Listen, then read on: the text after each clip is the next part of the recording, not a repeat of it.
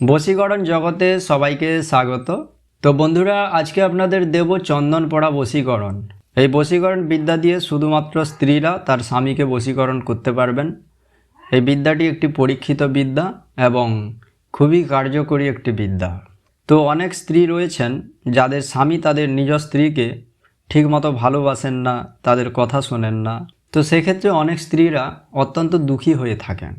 তো যাই হোক, আজকের ভিডিওতে যে চন্দন পড়া বশীকরণ আপনাদের দেব, এই বশীকরণ বিদ্যা দিয়ে আপনি আপনার স্বামীকে বশীকরণ করে রাখতে পারবেন। অর্থাৎ আপনি যা বলবেন আপনার স্বামী তাই শুনবে। এই চন্দন পড়া বশীকরণ বিদ্যাটি তখনই আপনারা প্রয়োগ করবেন যখন আপনার স্বামী আপনার কথা শুনছে না, আপনার স্বামী আপনাকে ভালোবাসছে না, বা যদি আপনার স্বামী বিমুখ হয়, সেক্ষেত্রে আপনি এই বশীকরণ বিদ্যাটি প্রয়োগ করতে পারেন। এই বশীকরণ বিদ্যাটি প্রয়োগ করা অত্যন্ত সহজ এবং আজকের ভিডিওতে আমি যে চন্দন পড়া বশীকরণ মন্ত্র আপনাদের দেব, এটি সাবর মন্ত্র। এই মন্ত্রটি শুধুমাত্র মুখস্থ করলেই আপনি কাজ করতে পারবেন।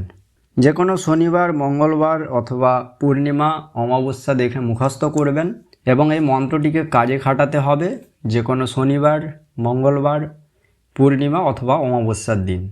স্বামী বিমুখ হলে স্ত্রী স্নানের পর রক্তচন্দন ঘষবে। রক্তচন্দন মানে লাল চন্দনকে রক্তচন্দন বলা হয় এবং ভিডিও স্ক্রিনে আমি ছবিটি দিয়ে দিচ্ছি, আপনারা দেখবেন। তারপর ভিডিওতে আমি যে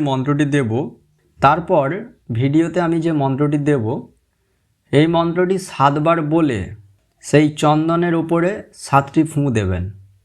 একবার মন্ত্র বলবেন, একবার ফুঁ দেবেন, আবার মন্ত্র বলবেন, আবার ফুঁ দেবেন, আবার মন্ত্র বলবেন, আবার ফুঁ দেবেন। এইভাবে মন্ত্রটিকে মোট 7 বার বলে সেই চন্দনের ওপর 7টি ফুঁ দেবেন। তারপরে নিজের হাতের অনামিকা আঙুল দিয়ে সেই চন্দনের ফোঁটা আপনার কপালে লাগাবেন। কপালে লাগিয়ে স্বামীর সামনে গিয়ে দাঁড়াবেন এবং আপনার স্বামী যেন ওই ফোঁটার দিকে দৃষ্টিপাত করে বা তাকায়। ওই ফোঁটার দিকে আপনার স্বামী দৃষ্টিপাত করা মাত্রই সে আপনার বশীভূত হবে। তো আসুন, এখন আমি মন্ত্রটি বলে দিচ্ছি এবং ভিডিও স্ক্রিনে দিয়ে দিচ্ছি, আপনারা দেখে নেবেন। কামমালিনী বনে কাঁদে যোগিনী দেয় সাড়া, 7 সতীনে পুড়িয়ে মেরে করলে ভাজা পোড়া, শ্মশান থেকে উঠে শিব চন্দনে দিল বর, ফোঁটা গুনে মর পায়ে তেল পড়। এই কথা যদি নড়ে শিবের জটা খসে মহাদেবের পায়ে পড়, কারাগ্যে কাউরের কামুক্ষার আগে শীঘ্র শীঘ্র লাগ। তো আশা করি ভিডিওর সম্পূর্ণ অংশ আপনারা বুঝতে পেরেছেন। দেখা হচ্ছে আগামী পর্বে।